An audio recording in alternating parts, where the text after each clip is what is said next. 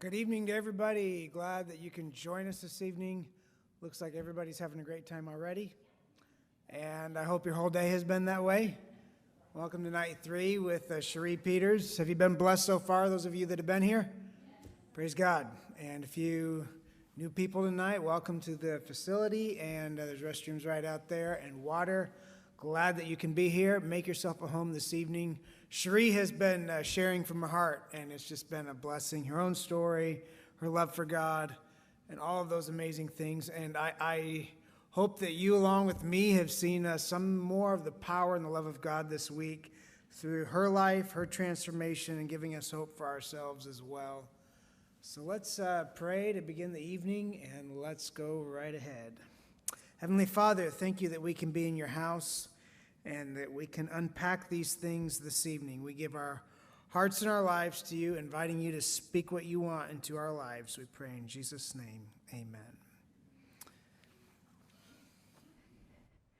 Okay, I am so glad to be here again tonight. I was trying to figure out what I wanted to talk about tonight before we get into the presentation on the addictive personality. And so I want to talk a little bit about how I met my husband. So I got into recovery when I was 23. I was strung out on heroin, illiterate, just a mess. And so it took me about 15 years before I looked up, because I don't know about you, but recovery and that journey to a normal life when you're from an abnormal life, like we've talked about before. I was 10 years homeless from the time I was 13. I was on the streets of LA. And so when I stepped into a normal life, I looked at you guys and you scared me. I thought, I don't know what to do. I don't even know how to talk. I don't know how to socialize. And my palms would sweat if somebody looked at me like they were going to talk. It's like I would have to answer, and I would have to figure out what, the dialogue was going to be. And it was just a really tough thing. And so that took a while. And I was really lucky because when I learned to read, addicts will never tell you they don't know how to do something. Raise your hand if you know I'm telling the truth on that. We'll just pretend like we just know how to do it. And so I didn't tell somebody I didn't know how to read. I didn't tell them that I was socially underdeveloped. I didn't tell them how afraid I was. I didn't tell them that I desperately just want to sit down next to you and feel like I belong. I just didn't tell anybody that. And so I learned how to read through different ways, various ways. I had a dictionary in my pocket, which was ridiculous. Like I would hear something, I'd say, I'm going to look that up. Well, I didn't take phonetics or anything, you know. You know what I mean? I just thought I don't even know how to look it up. And then when I did learn how to read it, then I had to take a GED. That's crazy hard because I just, I took classes and I got some instruction on how to do that. But when I was actually taking the test, I thought, I'm just not going to be good at this, right? And I barely passed it. I love people when they give their testimony and they say, you know what, I got 100% right. That was not me. I barely passed it, but I passed it. And then I go to college and I say, well, I think I'll take a nursing program. What was I thinking? First semester was anatomy, physiology, and pharmacology. I'm like, get my dictionary out. Like, how do you look up those medical terms? It was ridiculous. But I had an instructor that knew that there were some people in the group that were going to be a mess. And there was. So, there's a girl with bipolar, not me. I had ADD, I think. But he would do just crazy things to really address each of our issues, There was a guy that was asexual, and so he was always being teased about stuff. And so he would, at first for a whole semester, he would tease him about his sexuality every time he walked in. He would tease me about, I was really passionate about what we were learning. And I would hand something in, and he'd say, man, this is brilliant. Can I share it with the rest of the class? The whole class hated me by the end of the semester, right? And then at the end of the semester, he had a black woman that he teased about her race. The guy teased about asexual stuff. And so then at the end of the semester, we had a group, and he talked about, how did you feel when I did this? And we got to process how it feels. He said, you're going to feel that in the workplace all the time. And he was just, I thought, brilliant at bringing up the things that we are going to struggle with, and the things that may be pushed on us that are not even our stuff, but somebody may say it. And then when it got to be, out of 60 students, there were 8 of us that graduated. I mean, it was not because he teased them. could have been. But there were 8 of us that graduated. It was just a hard program. And he would sometimes, if the bipolar girl had a up and down thing, he would just meet us in like a cafe or coffee shop and process through her stuff. So I thought I was really lucky with that. So I went to school, got a job in psych nursing, and worked with developmentally disabled kids in a state hospital. And I don't know about you, but I was so desperate to be loved. When I went to work and these Down syndrome kids went, woo, you're back. They would just come up and hug me and snot all over me. And, it was just like, I loved them and they loved me. And it was like if I was off for a couple of days, it was just a ridiculous homecoming, just that they missed me and I missed them. And I think I got more healing with that group than anybody else. It was just so crazy, really, really crazy. So I did that, and I really focused on recovery stuff. I've got chaotic attachment disorders, so anybody that knows about that, it just sounds bad, doesn't it? So I don't attach, and so I had to deal with some of that stuff. And it was like I looked at what was on my plate, and I thought, man, I don't want this plate. Can I give this to you? I'll just take your plate. We could do an exchange, And I tried everything to just get rid of everything that I had to deal with, all the trauma, all the insecurities. I was so insecure that I couldn't even stand up in front of a small group, far less do something like this. And I just kept wanting to get rid of it. And finally, I don't know what happened, but I thought, what if I just look at what's on my plate? How do I live with it? How do I look at this and say, this is not going away, right? And that was another place where my healing started. And I told you then I chose to live. That was a big deal, just to choose to live. I wanted to die every day of my life. And to make a choice to live was a big deal. And so time went by during all that time. I loved school. I loved working at the state hospital. It was real tough because, man, if you want to see someone over-medicated, go to a state hospital. So it was like, but I loved all of that stuff. And I did inpatient psych on a children's unit, inpatient psych on a mental health unit, and I love crazy people because my whole family's crazy, right? I'm crazy. So it was just a good fit all the way around. And so I'm working in Sutter Hospital in Sacramento, and a friend of mine that I work with said, well, what do you do for fun? And I thought, man, I'm breathing. That's kind of fun.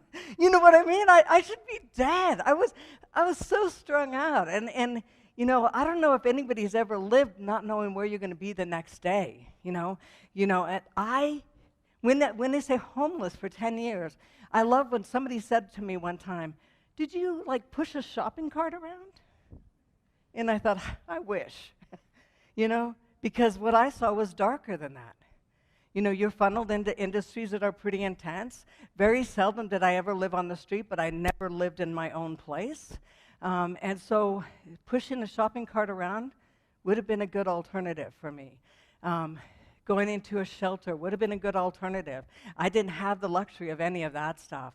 And so anyhow, so she's like, what do you do for fun? And I said, I'm alive. That's fun. I'm doing my recovery. That's fun. No, stop. I mean fun. And I said, what? What's up? And she said, I just got a volunteer job at the Philharmonic. Let's go to a concert. And I thought, oh, shut up. There's no way. Could you see somebody like me going into a symphony hall? I thought, the bells would go off. It'd be like the airport when the alarms go off. There's no way that they would let me in. And she said, that's so stupid. They'll let you in. And I said, you know what? It would be like a fish out of water. I don't even know if I could walk in and feel normal. Not that I feel normal most of the time, but I just didn't know. And so she said, Cherie, just come with me. And so I said, I don't even know what I would wear. And she said, you wear whatever you want. Like you could wear a gown, or you could wear jeans. And I thought about it. Want me to get that for you? No, sorry, I'm ADD. Sorry. So I had to just wear a gown or wear jeans or whatever. I want to ask you, what do you think I wore? A gown. And I was so hot. I put this gown on and looked in the mirror and I just went, whoo, look at you. And it was so fun because it was almost like, the story you have that like Cinderella? I felt like Cinderella kind of. Like it was just a weird thing to all of a sudden see yourself as beautiful and together. And one thing she said to me, she said, this is not a rock concert. So when we go to a symphony, you have to come and be ready to sit down when the conductor starts the music. And I said, well, that's all right, I'll be ready. And she said, no, I'm serious. You're always late. You have to be ready on time. And I said, I'm going to be ready. Like, stop. And so I get dressed. And my first apartment was very fun. I had a spider plant, a piano, and 2 beach chairs. So I didn't really evolve past that for a while. And so, I get ready, and I'm walking around, and I'm waiting for her, and looking at my watch, which we don't have anymore because we all use our phones, but I'm looking at my watch, and I'm trying to figure out, where is she? And then she's late. We are not going to make it on time. And I'm thinking, she told me not to be late. Don't be late. And I thought, you're late. And then she pulls up and she's frantic. Like I could tell, she's like, I'm so sorry, I'm really sorry. And I'm like, don't talk to me. You're late, we're not going to get in. And she said, no, I'm a volunteer now, so we'll just go through the backstage entrance. Thought, is that legal? Because I have not been arrested in a long time. I don't want to be arrested at the symphony office. I thought, I just don't want to be arrested. And she says, I think it's legal. Don't tell me you think. It's either legal or not legal. And she said, no, I think it's going to be okay. So we park the car. We have tickets. We park the car, and instead of going all the way around to go through the front entrance, we just go right into this backstage entrance. And this guy stops us. Like, excuse me, you're not supposed to be back here. It's her fault. I mean, I just threw her right under the bus. Like, I know, I told her. And so he said, we put our instruments here when we go on stage. We have our personal belongings here. It's just not, it doesn't feel comfortable to have people come out of this area. And she looks at him just really kind of sad. And, you know, I knew that. But she's never been to a concert. And they all looked at me like I was a foster child. I'm like, what is that about? So he's like, you've never been to a concert? And I said, no. And I'm thinking, I hate you for doing that to me.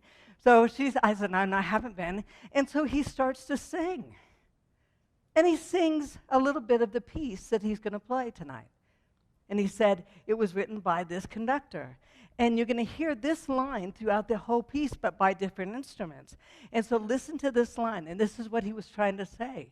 And he just sang a little bit more. And I thought, wow, I didn't know there was a certain way to listen to music. And so I thought, that's cool. And he says, can I take you to your seat? And I thought, what? Well, I'll take you to your seat. So I'll just take you through, and so you can get to your seat. And I thought, is he looking at me that way? and I thought, oh, poor guy. He just looks so normal. I need a T-shirt saying I'm a mess. I don't do relationships well. I will eat you alive. You cannot look at me that way. And I remember just thinking that he's either being very nice or he's giving me the look, right? And so he gets to the seat, and me and Debbie sit down, and he says, just later on tonight after the concert, the trombone player, it's his birthday, and we're having a party over at the Hyatt Regency. Would you guys come? And I said, no. And Deb said, yeah, we would. We'd come. like, well, not. I want to look at her like, you have no idea. I think he gave me the look, And so she's like, don't be crazy. Let's go. It'd be so much fun. And so I thought, okay, so I watched the concert. And it was, I don't know if anybody likes classical concerts, but it was beautiful. I mean, it was so incredible, and the different players were incredible, and the cello playing, and all of a sudden the French horn playing, and the violins answering that, and a flute answering that, and I heard that tune that he sang to me, and I thought, that is amazing. When it was over, I thought it was over too fast. It was just too quick, and we went to the Hyatt after that, and I sat down, and the same guy that took me to my seat, he's a trumpet player, he was up playing in the band now, but it was a jazz band. He was just sitting in with the guys, and what do you think he was dressed in? Tuxedo, because he was at work.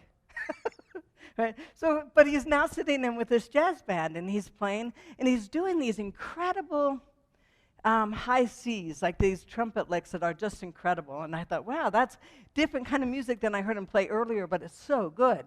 And as I was looking at him, he definitely gave me the eye. And I thought, we have to go.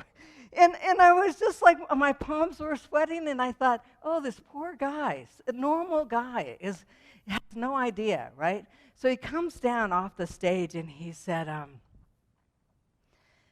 would you like to dance? I said, no. And everybody looked at me like that was the weirdest answer anybody could ever give. And he said, why not? And I said, I just don't want to. And he said, oh, come on. And so we got up, and I took a break from some of my other gigs when I was homeless, and I was a dance instructor at Arthur Murray's dance studio.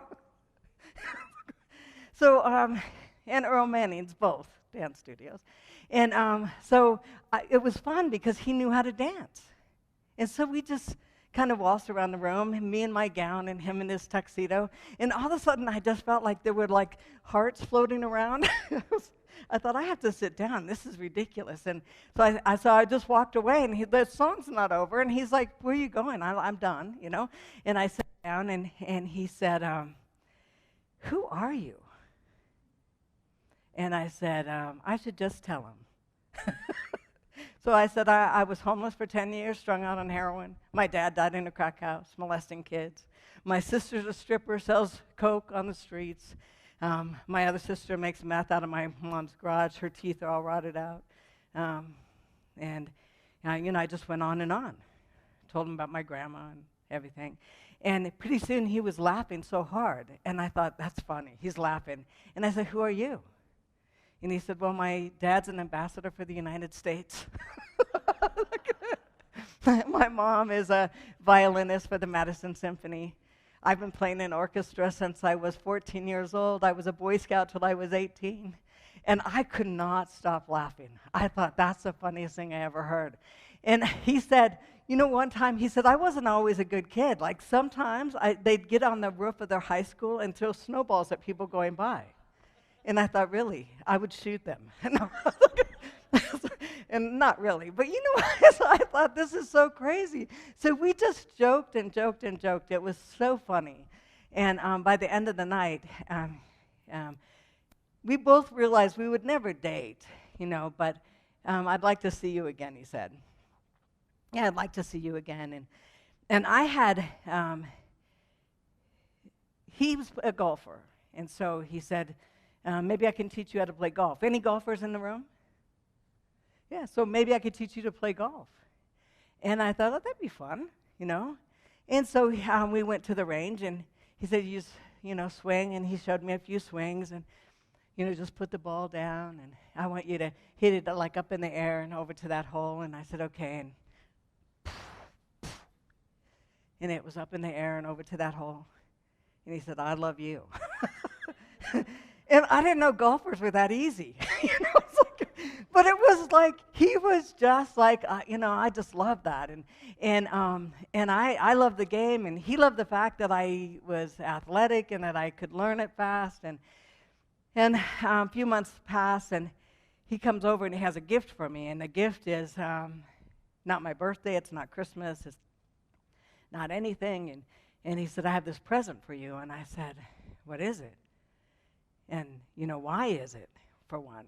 And he said, I just want to give you a present. And I'm thinking, that's weird. It's like, what does that mean? And so I'm thinking, what does that mean? Because we still got to know that your dad and my dad are not going to be buddies, right? And so he said, just open it. And I opened it, and it was a pair of golf shoes. For a golfer, that's like an engagement ring. It really is. Like, they don't buy anybody golf shoes. So I said, you know what? It's time to meet my family.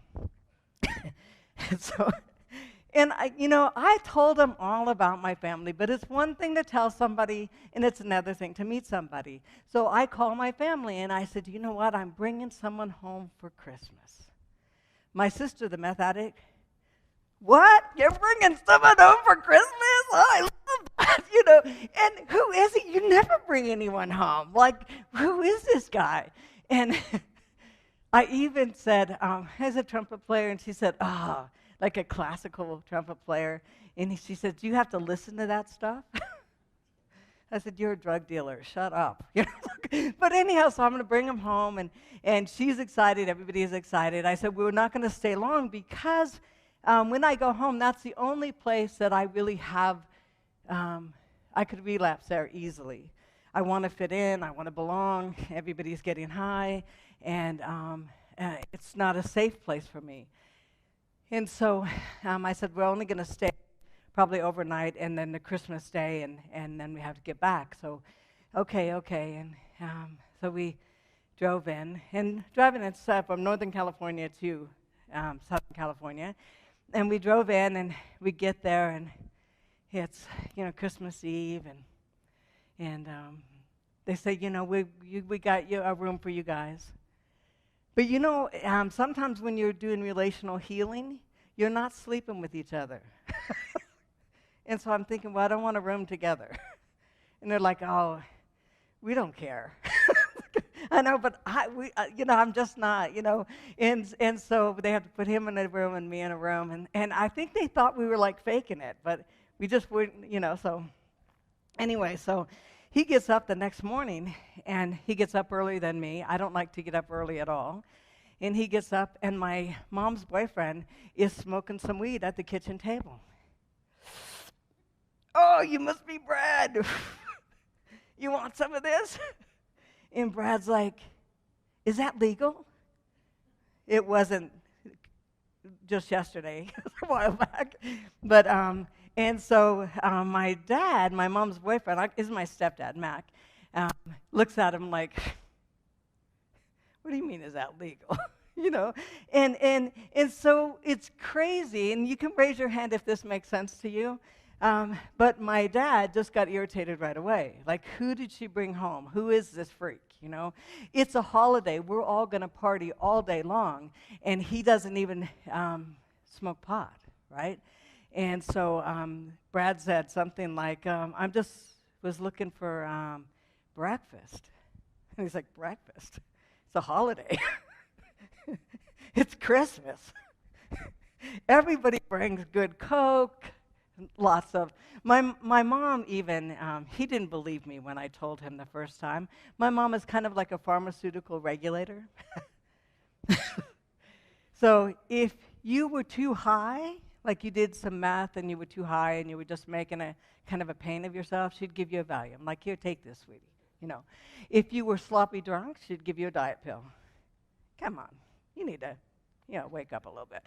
You know, and so that's what my mom, so everybody is going to use, and Brad was not. Brad just walked in, just like, who is this? And he said, I was just hoping for, like, some orange juice, and my dad's like, oh, you want anything in it? Like vodka, anything? And he's like, no, just orange juice. And so by the time I get up, both these men are uncomfortable. They just don't know how to deal with each other. And I thought, I wonder what was said. And when you're at an addict's house and you don't get high, it's weird. Please raise your hand if you've ever had this happen before. Everybody goes into the garage and starts working on somebody's transmission. Like, I just got a new car. You want to see my transmission? And you're the only one in the living room. Everybody else is in the garage using.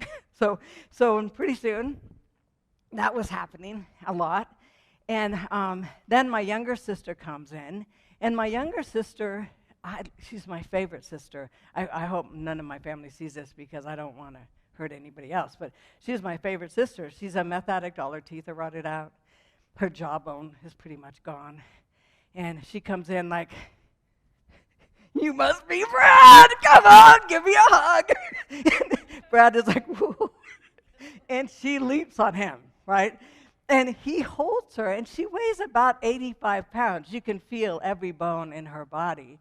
And he just feels like, man, does anybody see that she's probably dying?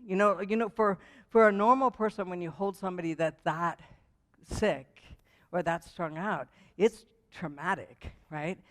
So she's in there. Her boyfriend was with her. And I really like this guy, but they'd make meth together.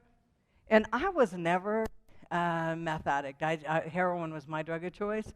So I don't understand the picking until you have sores and all the stuff that you go through and all that. But if they get a bad batch of something, they have sores everywhere. And they pick everywhere. And it really does look nasty. And so he comes in and he's looking all that.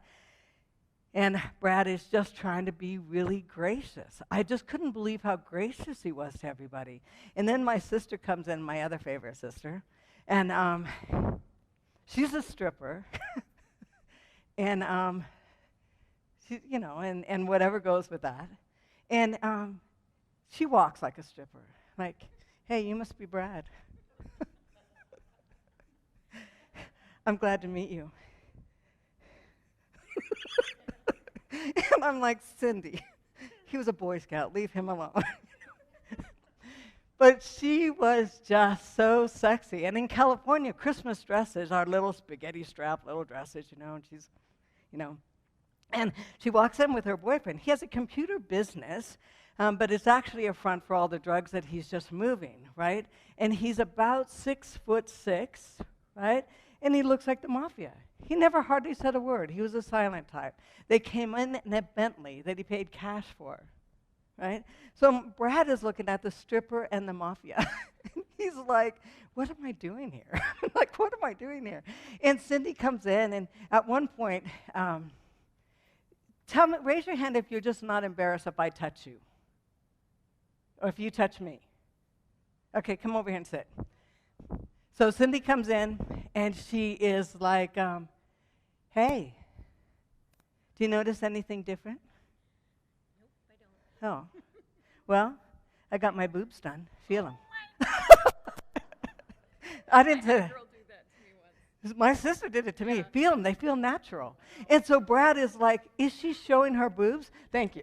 So anyhow, so it's like they just feel natural. They took the nipples off and put stuff in the nipples. You can't even see the scar. And Brad's like, oh, that's nice. What do you say? And at one point, she's a little wasted, because they get more and more wasted by the end of the night. No, look at these. And showing me, but not realizing that other people are in the area, And so Brad is just like looking down. And now my brother shows up. My brother used to be delusional alcoholic. I mean, he was really, really in bad shape. He's now in recovery and doing amazing, but really bad shape. And my sister drinks and does drugs. My brother-in-law smokes weed all the time. And I mean, everybody has stuff, right?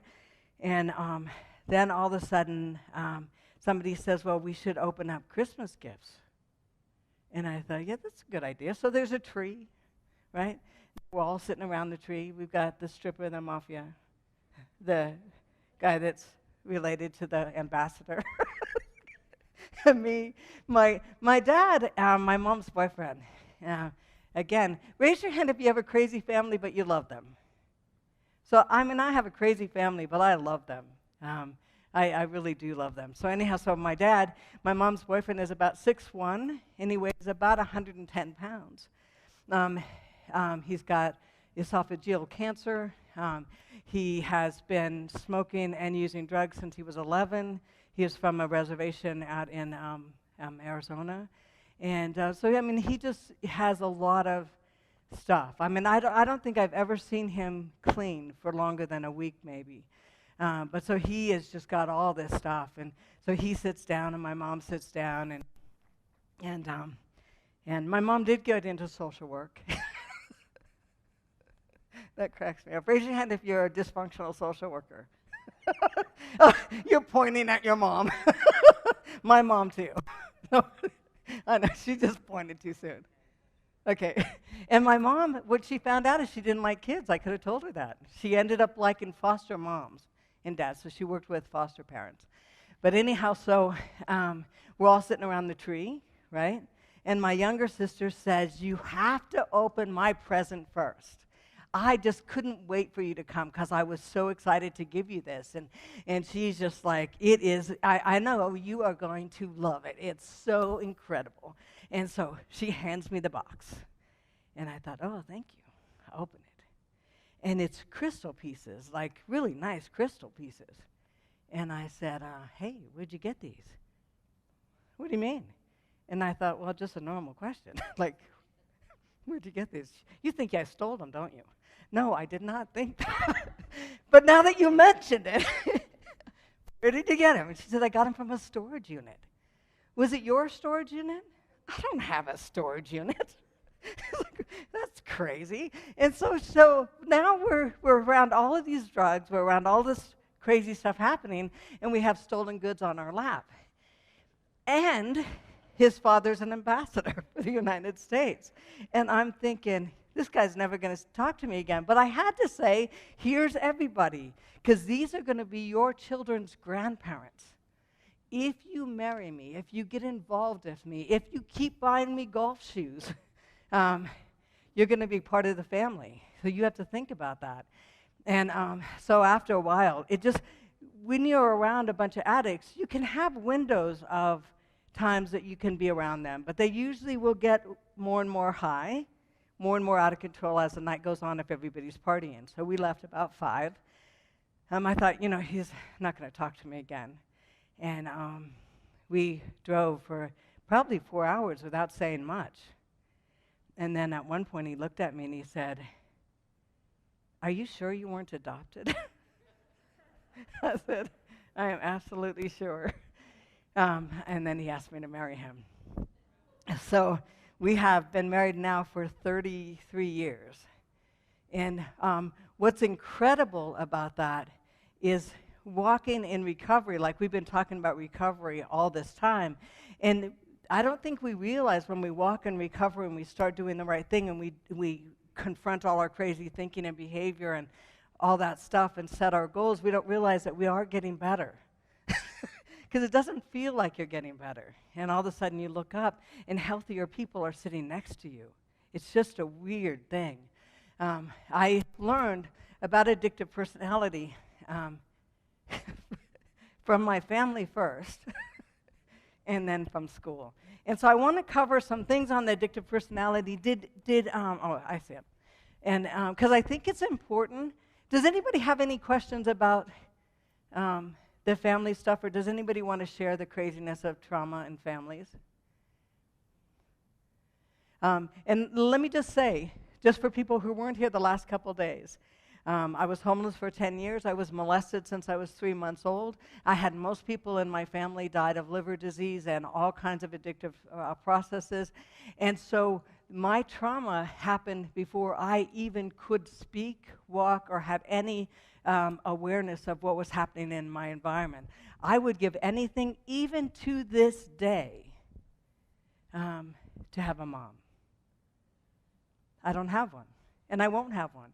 It's something that I'll get in heaven and realize that hurt is gone. But I don't get scared of the pain anymore. It doesn't scare me to have to process through that anymore, and it used to scare me. I thought I'd get stuck there. I don't have to hate my mom. So even all of this stuff that we're going to go through is not about anger, it's not about blame, it's about trauma, addiction, and healing. The first time I took a drug, I talked about the other night, is I felt like I didn't want to kill myself.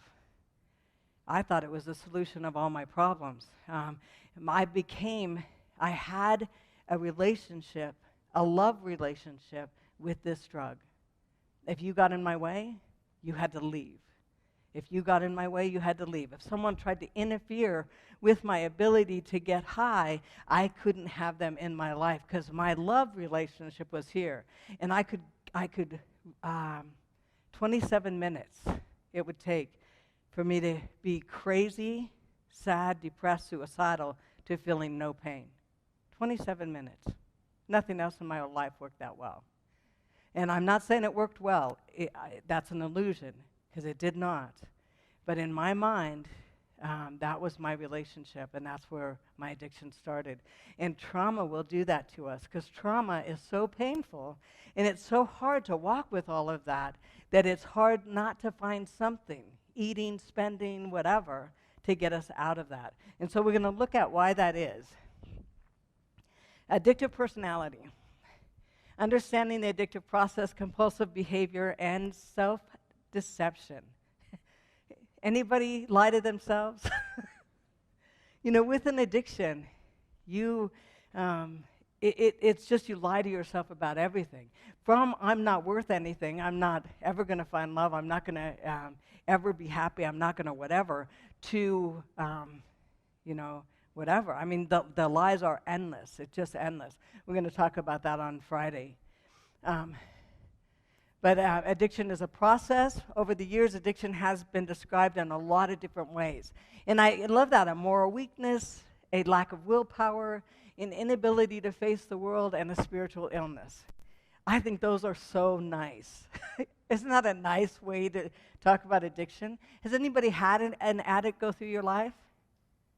They trash your entire life. So these are really nice.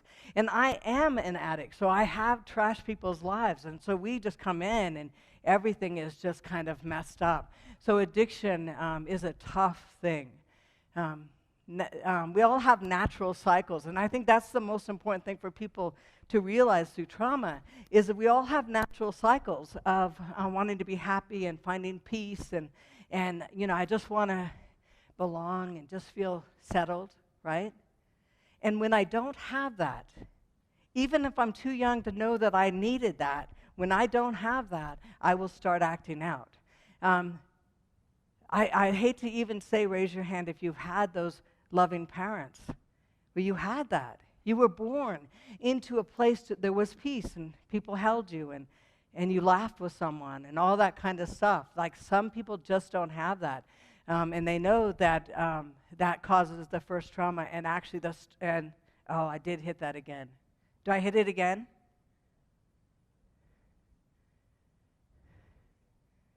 It won't play at all?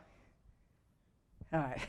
He said, he tells me, don't hit those two buttons. So anyhow, those natural cycles, and so we are, from the time that we're born, is that we literally are born into a family where those things are happening and we can relax and rest in that, find peace in that. But in my family, I was born to a family of addicts and a family that had dysfunction long before I was born, and so there was never any peace. It was always kind of this up and down. And what's crazy about the up and down with that is, let me just get past there. What's crazy about the up and down with that is everyone suffers. Even siblings suffer. Most people from trauma or addictive families, brothers and sisters don't bond. They don't. You get suffering all the way around. At times in our life, most of us find that wholeness and that peace. We have these ups and downs, and the ups and downs are normal, and we deal with them. With an addict, the ups and downs are not normal. They are, when they slip away, they are terrifying.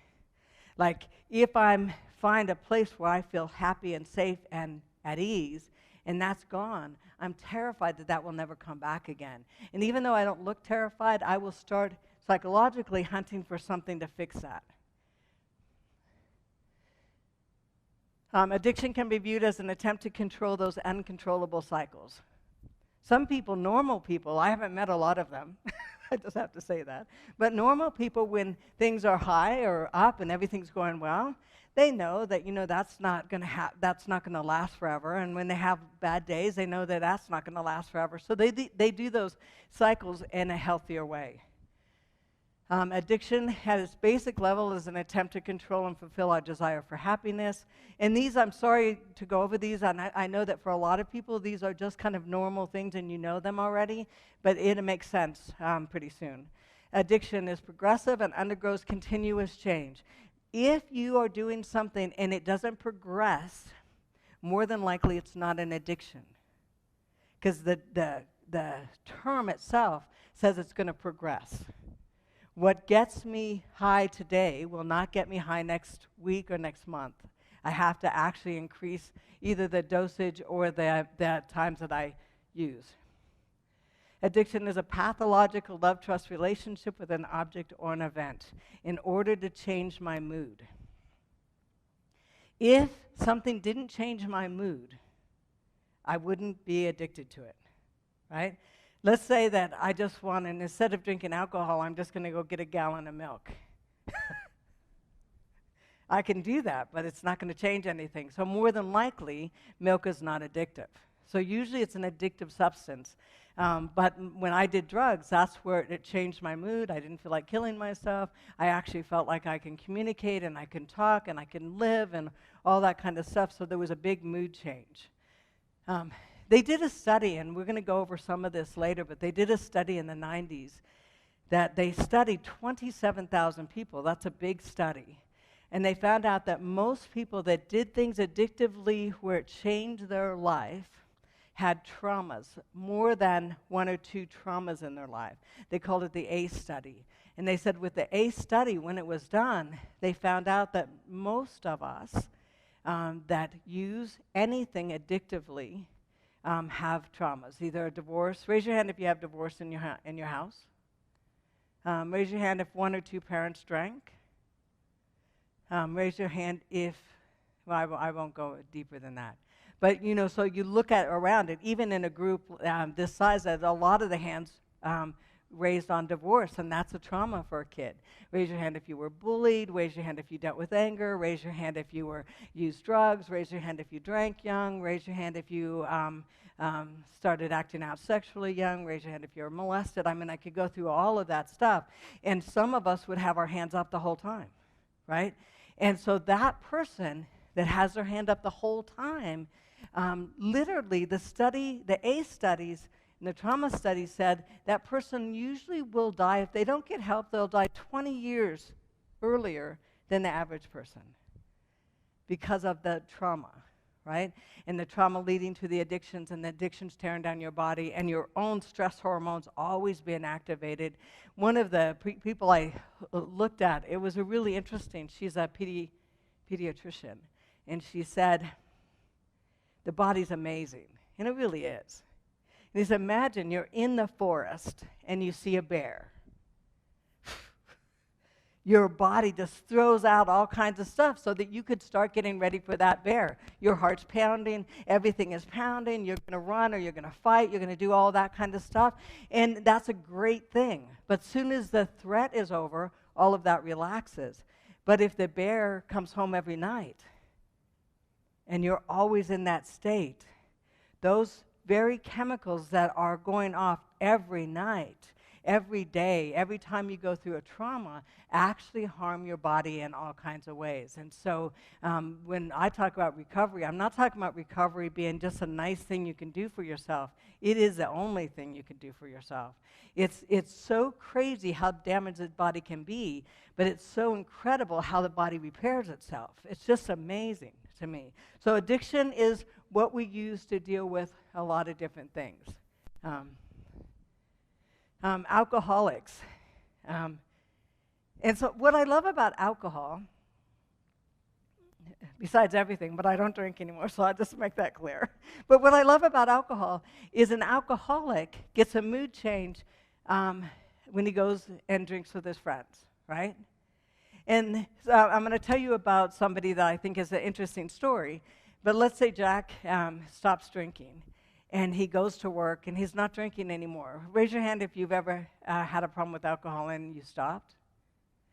So you stop drinking, right? And he goes to work, and his boss is really disrespectful. His boss, for some reason, likes to put him down. And so he's dealing with this guy almost every day, and he just feels put down, right? And then on Thursday, he finally just had it. He just had it, and he said, you know what?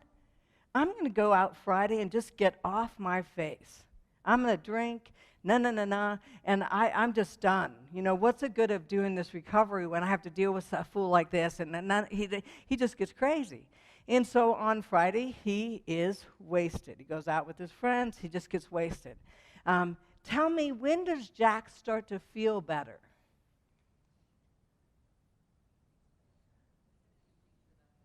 As soon as he thinks about doing it. Not as soon as he drinks on Friday, but on Thursday, as soon as he says, you know what, on Friday, I'm going to get off my face, right, he feels better. And so with any addiction, the mood change doesn't necessarily happen with the substance. It happens with the whole thought process about getting an out to whatever the trauma is. And so he feels better on Thursday. He gets off his face. Of course, he has to call his sponsor on Sunday. But food addicts, any food addicts in the group? So with food addiction, the food experiences a mood change when they binge or purge. So when you binge or purge or starve yourself to death, your body starts to throw off some natural chemicals, and the addictive process is those chemicals in your body, right? But as soon as I know that I'm stressed, as soon as I know that I'm out of control, as soon as I know that I am feeling lonely, scared, angry, whatever it is, and I made a joke about this the other day, but as soon as I know that, and I also know there's a gallon of ice cream in my freezer, I feel better. I walk to the freezer, and I feel better as soon as I thought, hey, wait, I had that ice cream in the freezer, and I'll eat the whole thing. The mood change is going to happen. All the stuff that happens with that much sugar, all of that stuff that happens is going to happen. I had a girlfriend that could, if she came over to your house and she was staying at your house, by the time the whole 24 hours was over, she would know everything in your house. She'd know where your food was. And if she was going to binge, she wouldn't just steal all your apples, right? She would do chips. She would do things that are easy to eat. If she went out to the store, she could eat $160 worth of groceries with no problem. I don't even know if that would buy a lot anymore. This is an old story. But anyhow, so she would just eat and eat and eat until she felt better, because you feel empty. You feel like, I got to fill something up, and then binge. It's very life-threatening. So I don't want to talk about these addictions as not being life-threatening. All these addictions are a big deal. But I just want you to look at the mood change part of it.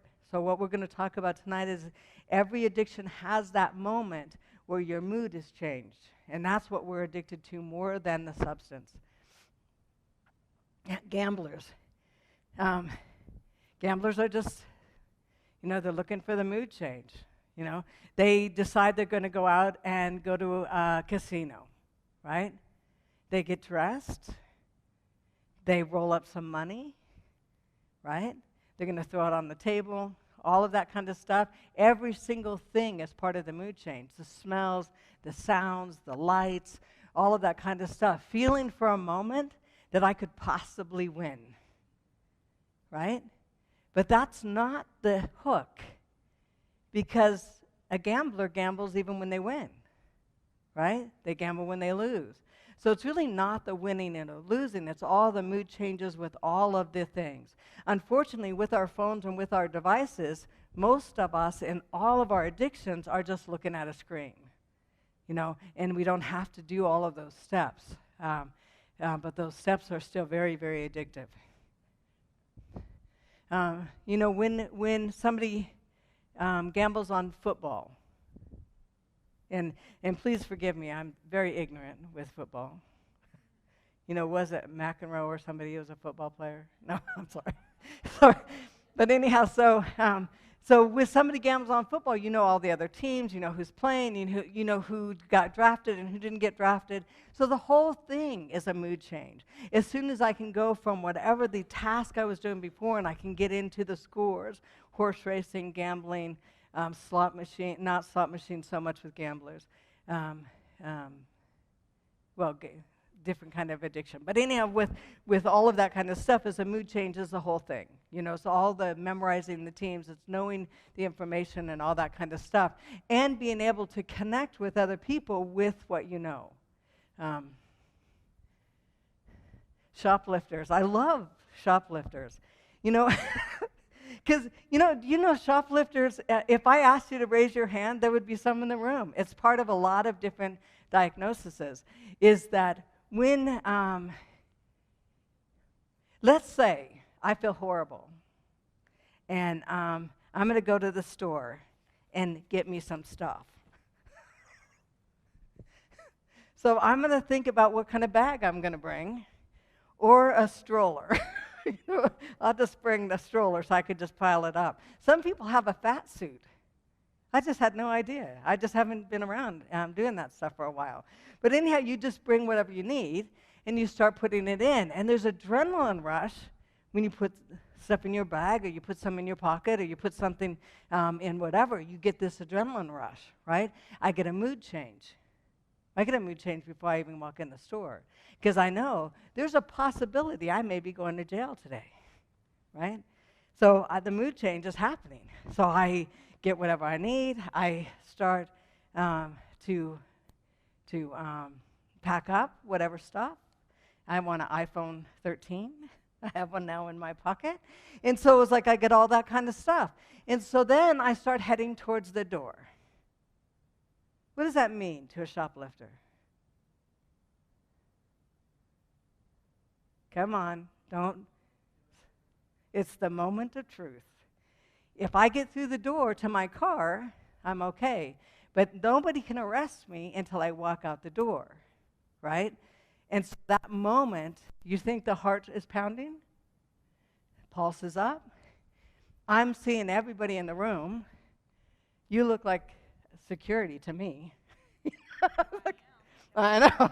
I'm like all paranoid about it. And so all of that mood change that happens, it all happens, and you get out. What's crazy about a shoplifter is most of the time they don't need what they have in their pocket. They just don't need it. So it's about a mood change more than about a need. She might need that bottle of champagne. No. But usually they don't need what's in their pockets. Shoplifters experience a mood change, stealing clothing from a department store or whatever, just because of all of the stuff that happens around it. If that stuff didn't happen, like right now, I think in some cities you can go in and take a shopping cart with the stuff and walk out to your car, pack it in, and nobody even arrests you. So maybe, I don't think it's going to work as well anymore. But sex addicts, and this is a crazy picture about sex addictions. This shows you how old this picture is. But sex addicts experience a mood change when they're going into a store or they're going online. This is more the truth about sex addiction nowadays. But they feel the mood change as soon as they realize they're going to act out. This one guy was at work. Again, he was feeling stress, he couldn't pay his bills, the job wasn't paying him enough, all of that kind of stuff. And so he decides after work he's just going to go get some Pepsi. And just going to go drive around, drink some Pepsi, and just take a break. I don't want to go home. I don't want to face anything. I don't want to deal with all this stress. And so he goes and gets a Pepsi. Well, by the Pepsi are some racy magazines. And so he picks them up. And he says, well, I'm just going to look at these while I drink my Pepsi. And then pretty soon he is cruising some streets where he knows some prostitutes are. Pretty soon he's acting out. And then he gets home and he calls his sponsor. What do you think his sponsor said to him? Stop drinking Pepsi. Every time you get stressed and you drink Pepsi, you go right to the same place, you get the same thing. Everything is so routine. So when we start to come out of our addictions, we have to look at what is the routine. Where is the mood change? What are we telling ourselves in our head? Because that happens long before we act out. And if I can break a cycle way over here, like just not drink Pepsi, everything else is easier. But if I wait until I've paid for a prostitute, it's not easier. I'm already hooked by that time. Shopaholics, anybody? We could hang out. So shopaholics, usually your credit cards are maxed out. You have things in your closet or in your drawers that still have the price tags on them, because it's not about that. I feel horrible. I go to the mall. I walk around. I try things on. Men, this is where I am angry at you guys. I get a top for like $30, right? You go and get a saw. It's just not fair, you know. So men, what they buy when they are shopaholics are just bigger things. They buy some tools, or they buy golf clubs, or they buy, and so shopaholics are just, I need a mood change and I'll go buy something. My husband has, how many drills does he have? I don't even know. You know, he just has to get another drill. I could tell when he's stressed. I'm like, hon, just talk about it. But a shopaholic will get a mood change by spending. For women especially, like during World War II, I think, what they found out is women were buying red lipstick, lots of it. Well, for one, because Hitler said he hates women with red lipstick, and so that started a trend. But with women, lipstick, if you can't buy a lot of things, just buying one thing, some lipstick or just a necklace or something that's, you know, you just want to buy to have that mood change. But it's not about the shopping. It's not about the need. It's about I want to feel better, and I want that mood change. Workaholics, and don't say there's no workaholics in the room. Anybody?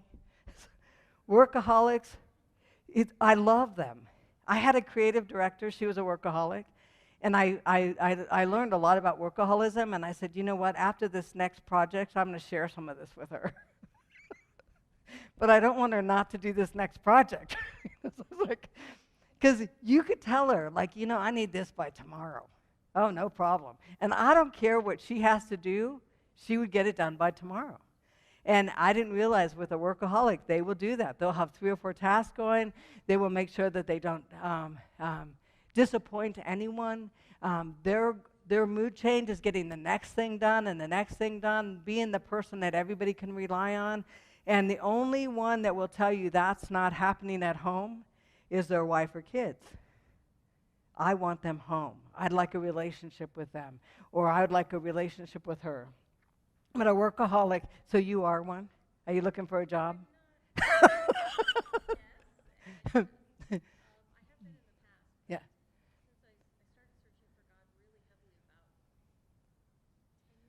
Yeah. Wow. Yeah. Yeah. What she said was a pretty interesting thing. Is she said that about 10 years ago she started searching for God, and spiritual healing is really a good way to come out of this.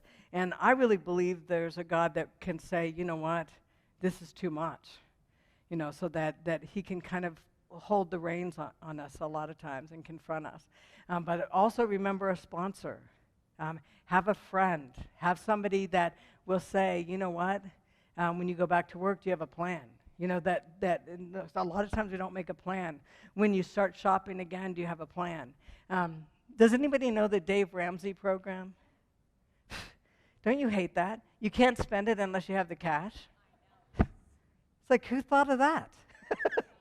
But those things, when you have a plan, you can actually stop some really addictive behaviors because you have a plan. Like I'm not going to buy anything on credit. I'm not going to keep running things up. I'm not going to go back to work without a plan. I'm going to learn how to set boundaries or say no without feeling guilty, like they're not going to like me, and I won't get my dopamine fix if I say no. And the only thing a workaholic needs, my friend, the creative director, if you say to her, good job, that's it.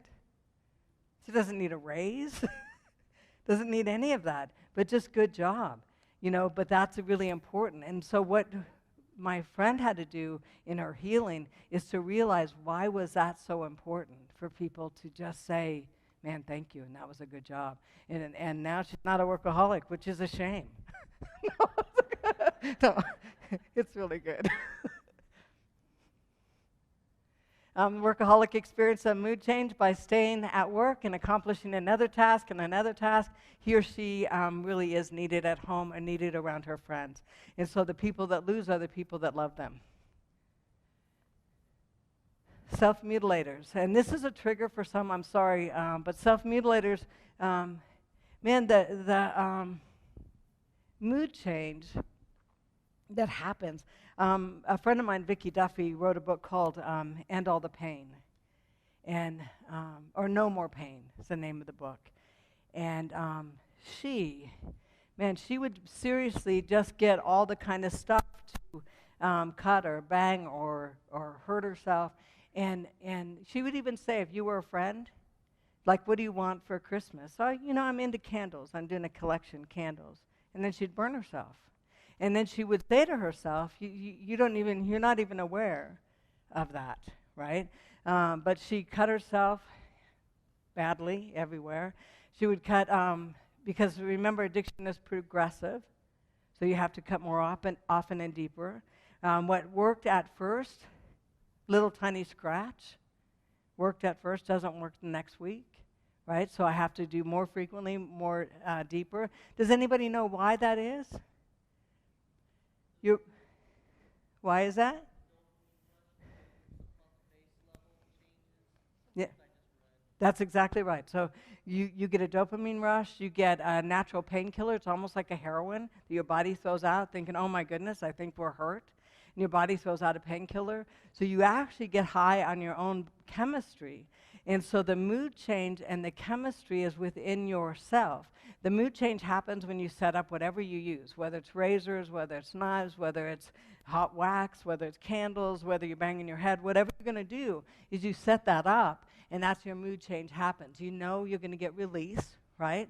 And all of that stuff. But the chemical reaction, the addictive substance, is within your own body. I always felt bad for people that got into that, just because you don't have to go anywhere and find your dealer. You are the dealer, And so it's a hard one. It's really a hard one.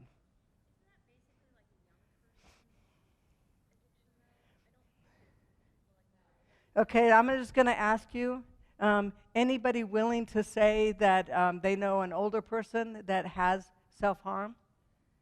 Okay. So, so there's 4 or 5 people that raise their hand.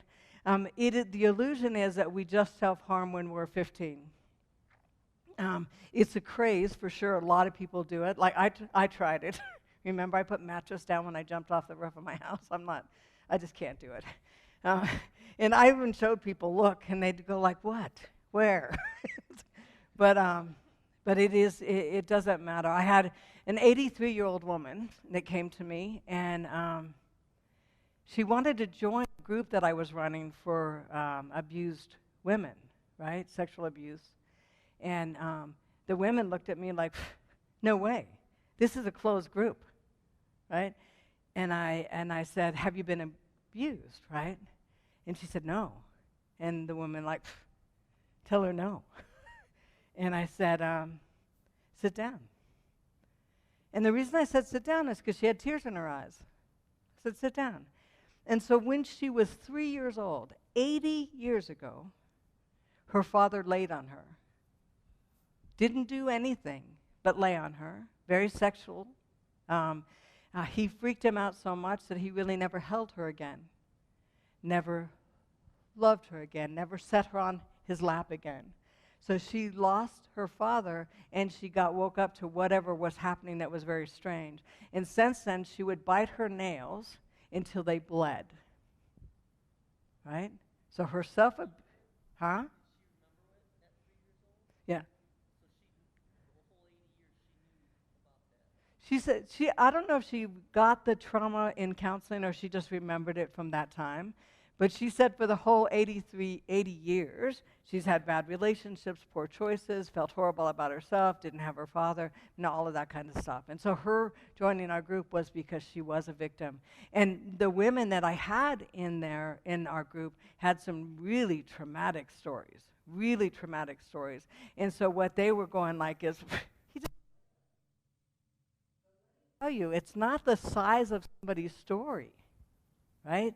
It's the fact that it changed their life. Everything about them changed. Her father never held her again, didn't have her on his lap again. They didn't laugh in the same way again. So there were major, major changes in her life. So somebody says, even with me, I'll tell my story, and they said, well, my story is not like yours. You know, it's a continuum. If we both jumped off a cliff, even mine was 70 feet, yours was only 30 feet, we're both going to hit the rocks below, right?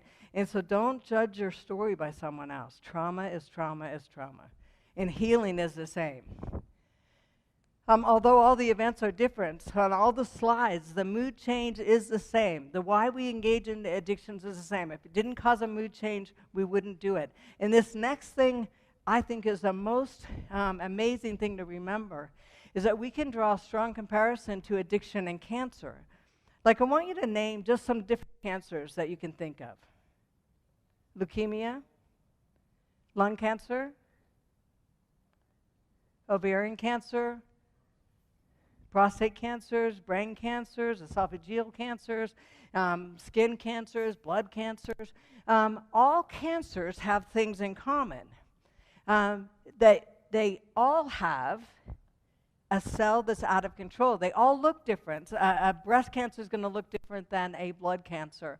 All of that's going to look different, but they are the same core, is there's a cell out of control. All addictions are the same. What they come from is trauma and somebody wanting a mood change. And so you have to know that when you start saying, how do I heal from addictions, it's going to make sense as we go into how to heal from addictions. It's tough. I'm not saying it's easy, but I'm just saying that they're not as drastically different as we once thought they were. No matter what addiction is, every addict engages in a relationship with an object or event, produces a desired mood change, a state of intoxication, or a trance state. So if the addiction didn't do any of that, we wouldn't be drawn to it. If I gave you something and it did nothing. Has anybody used a product called Juniper? I was going to bring it tonight because I love it. You do 3 squirts. It's a vegan product, so even vegans like it. But you do 3 squirts in your mouth, and you can't taste sugar for 4 hours. I'll bring it next time if you want me to. But what's really, I don't leave home without it. But anyway, when you use this product, you will have, like, let's say that you have a donut. Could you imagine what a donut tastes like without sugar? It tastes like gummy powder. I mean, it just is nasty. Could you imagine a Dr. Pepper with no sugar? People, if you go to Google it and you go Google that juniper, you will see people spitting things out because they cannot even swallow it. It tastes so bad because you're tasting all the chemicals and none of the stuff that brings you to that addictive response. And so without the mood change, you would not be strung out on something. It would not draw you the next time. If I was going to do a kind of a sexual addict comparison, but I just can't. So we talked yesterday about 3 types of highs, and I want to cover this just briefly right now. Is that there's only 3 types of highs in the whole world, right? And you're going to fall in one of these categories, and so let me know which one you fall into. There's an arousal high, a satiation high, and a fantasy high. And so that's every addiction will fall in one of those categories, right? And every person, especially traumatized people, will be attracted to one of those categories. And so arousal and satiation are attractive, cunning, baffling, and powerful highs. And so when we talk about them so easily, it took me a good 10 years to change some of my major addictive behaviors. So I'm not saying that I thought I'm going to clean up and step into my relationship with Christ and the next day I was good. I still struggle with some of the things. If I don't take care of my daily stuff, I can still struggle with some of the kind of crazy thinking. So I really am protective of myself. So I'm not saying that any of this is easy. They are powerful highs. Yeah. So arousal comes from amphetamines, cocaine, ecstasy, the first few drinks of alcohol, behavior like gambling, sexual spending, stealing, so on. But it makes you feel powerful. If I do something and I feel powerful, I'm going to feel like, you know what? Were you not paying attention to me? I'm just curious. Because I'm up here talking, and you should have paid attention to me. And I'm just asking you, next time when I say something, right? And so I want to be seen. I want to be heard. I want someone to know that I'm in the room, right? An arousal addict is like, you know what? I'm going to run for president someday after I stop doing meth. But that person wants to be seen. And a lot of times that person is looking for that arousal. So if they change addictions, they will go from amphetamines to cocaine, ecstasy, from ecstasy to sexual acting out. But they will switch up addictions, but usually stay in the same category because the arousal high is what gives them the mood change. That feeling of power gives them a mood change. If they didn't feel that, they probably wouldn't be drawn to it. This type of addict. Arousal causes a sensation of intense, raw, unchecked power and gives a feeling of being untouchable and all-powerful. One of my friends that I met in New Zealand, his dad beat him badly when he was little, badly. And he said to himself one time, he was like 14 years old, and realized he was big enough to maybe fight back. And he said, I will never be beat again. I will never be disrespected again. You will never get over on me again. And every one of his highs were arousal highs. He needed that power, that all, like I don't want to feel unsafe anymore. I don't want to feel like a victim anymore. And so his came from some pretty traumatic places, and he had to heal those places, but every one of his addictions were because of that. It speaks directly for that drive of power. Arousal makes the addict believe that they can achieve happiness, safety, and fulfillment. Excuse me? You think I'm waiting for you to give me something? I can get it myself. I can achieve it myself. I need nothing from you, right? And so she's like, whoa. So it's like for an arousal addict, they will say, sorry, I adore you. No, I'm sorry. She's like, I need to go now. But they for an arousal addict, they will say, you know what? You're not giving me anything. If I need something, I'll just get it. I'll just take it. It gives the addict a feeling of omnipotence while it subtly drains away all of their power. Have you ever seen an old arousal addict? Yeah, pay attention to me, else I'm going to go kill myself, right? And everybody in the room says, go ahead. Do you know what I mean? They're just done here, and I'm sorry, I'm really sorry. You want to kick me, you can kick me.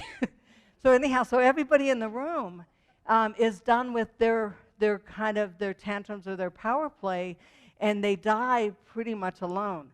My sister, the stripper, was with a guy that owned 3 strip clubs and really had a lot of damage. But when he got old, I was over her house one day. She had tried to kill herself, and she had 3 DUIs, and the IRS was after her and stuff like that. Turning 50. I don't know if you've seen a 50-year-old stripper, but you know, it's like it was just tough. And so I was over her house, and her friend calls that owned the strip clubs, and he's calling, and he says, you know, his dog was going to die. They thought the dog was going to die. And so she was nervous for him. She said, I don't think he would survive if the dog dies. Because when you are an arousal addict, you literally can end up having all your family gone, and the only one that likes you in the end is your dog. Do you know what I'm saying? So what he found out at that time is the dog was everything to him and the only thing he had left. And so with arousal addicts, that may be the issue for them. Getting more power means returning to the object or event that provides the arousal and eventually becoming dependent on that. So what they do is try to kick it up, kick it up, kick it up, but after a while it doesn't kick up anymore. The next one is the Satiation Addict, and this is my addiction. Satiation highs give the addict a feeling of being full and complete, beyond pain. And so that's heroin, alcohol, marijuana, Valium, various behaviors such as overeating, watching TV, playing slot machines. And, you know, because I had gambling on the arousal addiction, but I have slot machines on this addiction. What do you think the difference is between those two?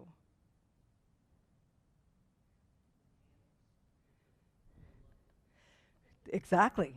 With slot machines, I can space out and just do this repetitive motion over and over and over. Do you know, does anybody know what an attention engineer is? An attention engineer? They get, this category of people get millions, if not billions of dollars for what they do, but they try to make things addictive. And they made phones so that you have to do them like a slot machine. Like when you go to your phone and you want to check who just gave you the last email, you have to roll it out like a slot machine. And the prize is, or the dopamine hit is, when you get to the top and you get an email, or you get to the top and you get a like. But they actually created it like a slot machine because of the addictive quality. So, huh?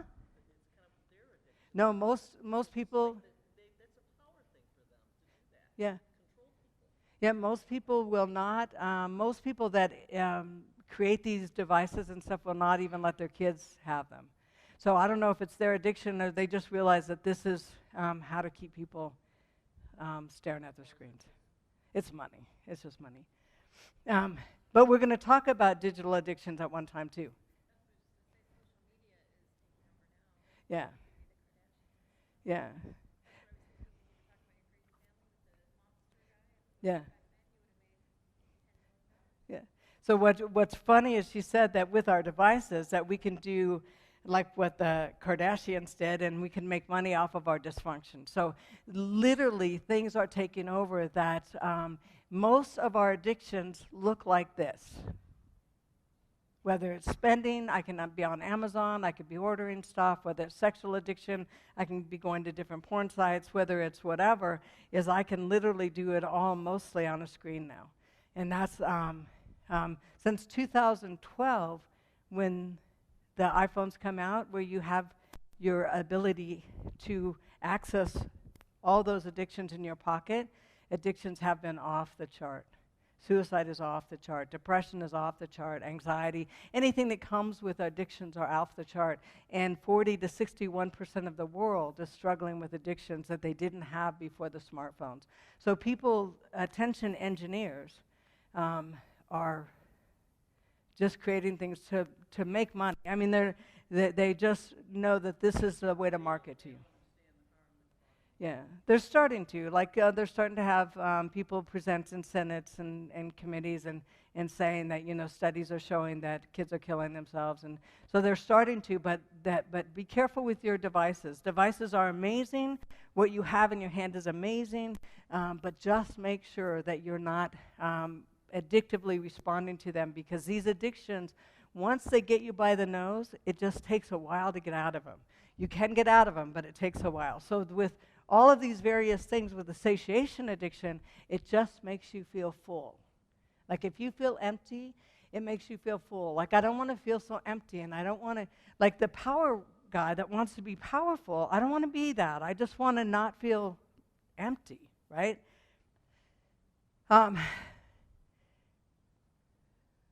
Satiation high is attractive to certain types of addicts because it numbs the sensation of pain and stress or distress. The next one is a really tough one, fantasy or trance addictions. So the arousal addict says, I want to feel powerful, and the saturation or satiation addict wants to feel complete or full. This addict says, I don't want to be at all. I don't want to be. I don't know who I am. They'll put mask on after mask on after mask on. This addict can have a couple PhDs. I mean, this addict is literally, I don't want to be myself. Does anybody feel like they've ever put a mask on to survive something? Right, so you just put mask on. And when you think about, when somebody says, you know what, man, honey, just be yourself. And you think, what does that mean?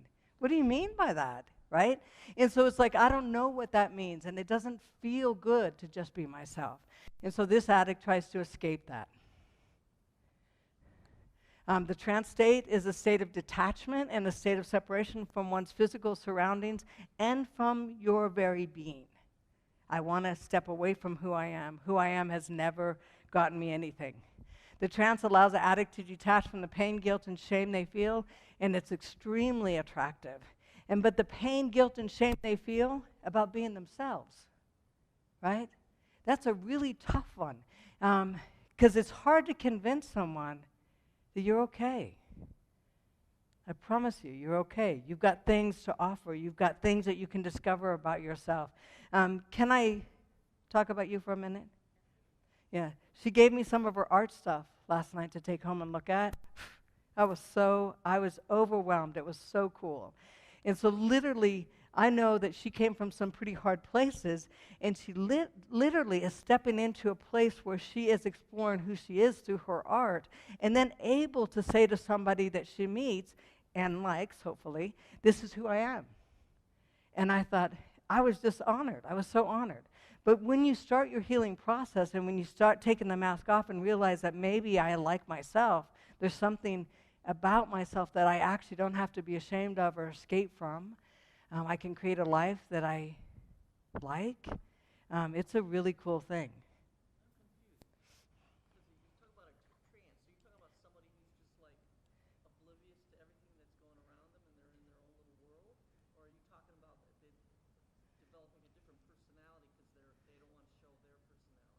So she asks, is it, when I talk about a trance, is it somebody that actually is like in a zombie-like thing or a trance? Or is it somebody that is just oblivious to everything? And it could be. But it also could be a trance, could be that if I'm around her, I put this mask on, and that's what I'm being, the fantasy I'm being.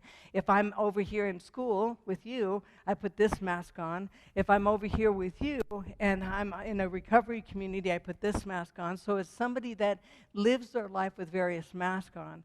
But the trance state, if you've ever seen someone in a trance state, you can get to that point, a catatonic state.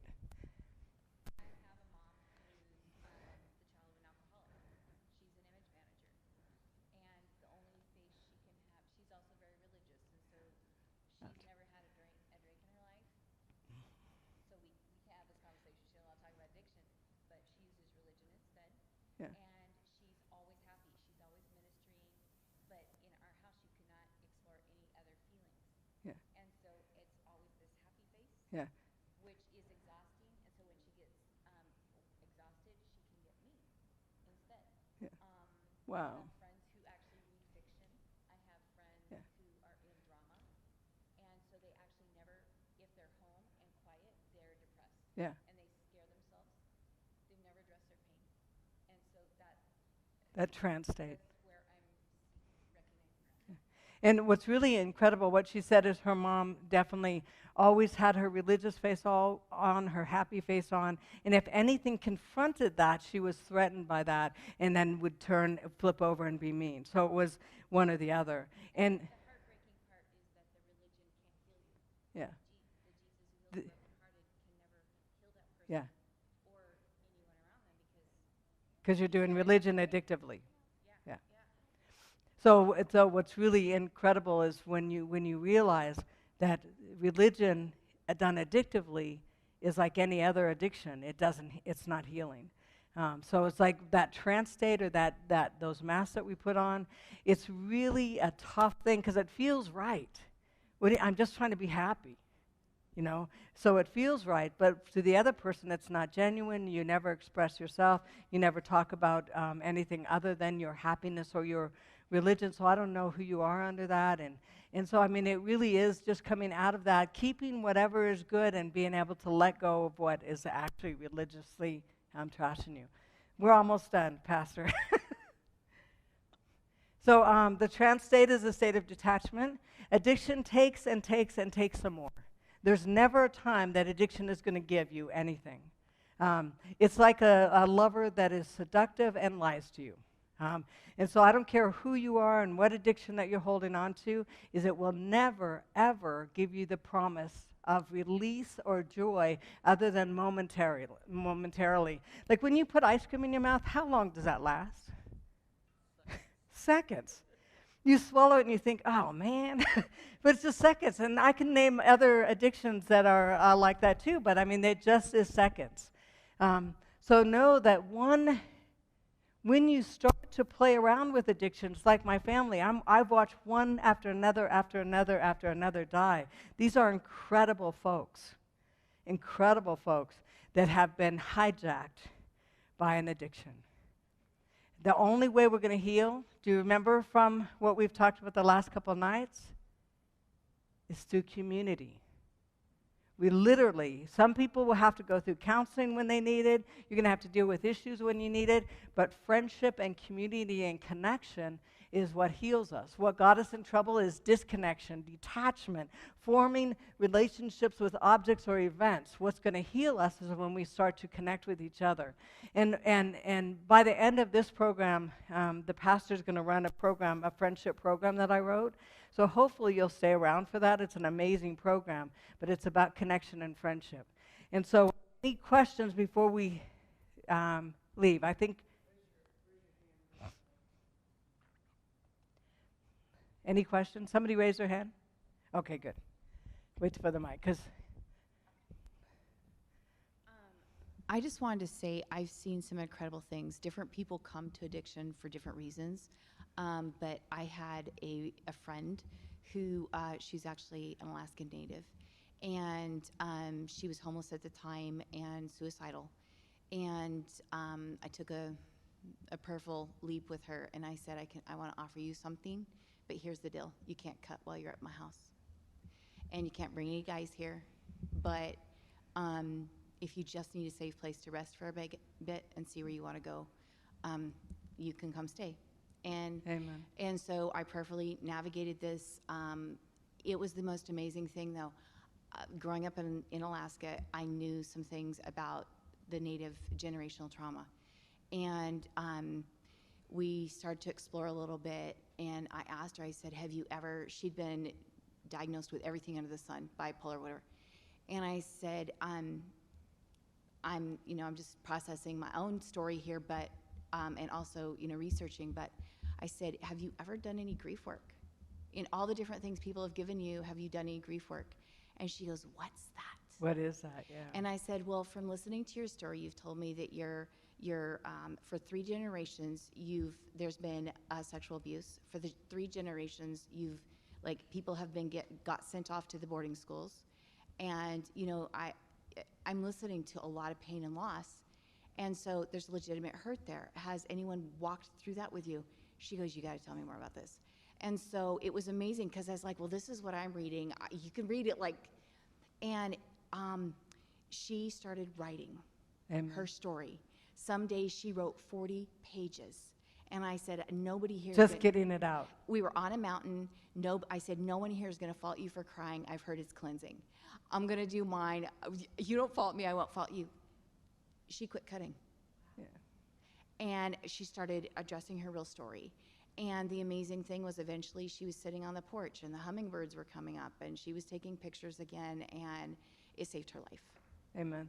And so it can...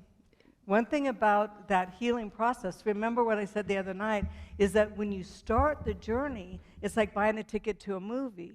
It's not the movie. The movie is all the other work that you're going to be doing, and hopefully with somebody that comes alongside of you, even for a minute.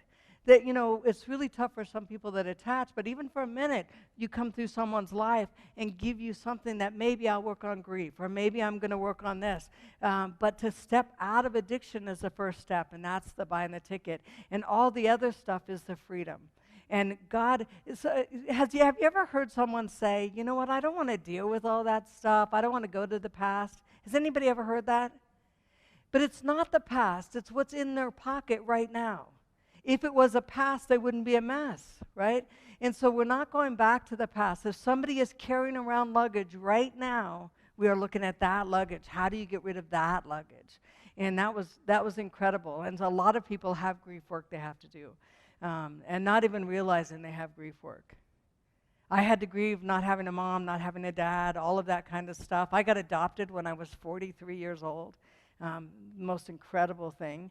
But I think that, you know, we have to go through those processes. Anybody else? Don't be shy, because you guys are amazing, and it's nice to meet you this way. Anybody? If not, I'll turn it over to the pastor. Okay, Pastor.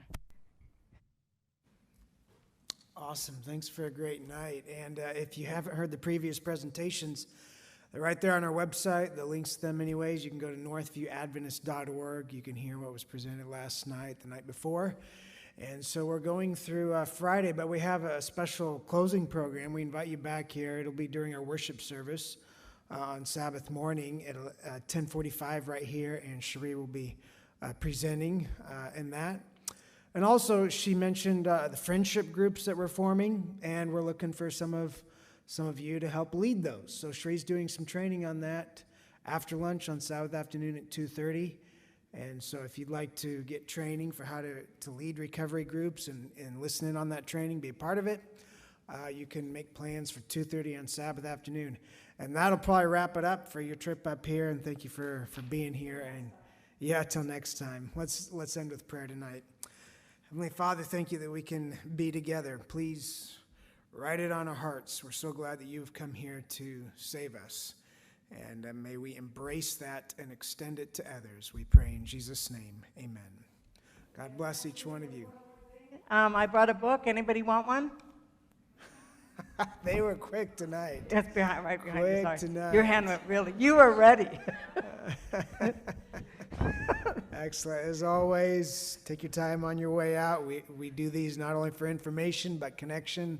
Continue to make friends while you're here. Amazing. God bless.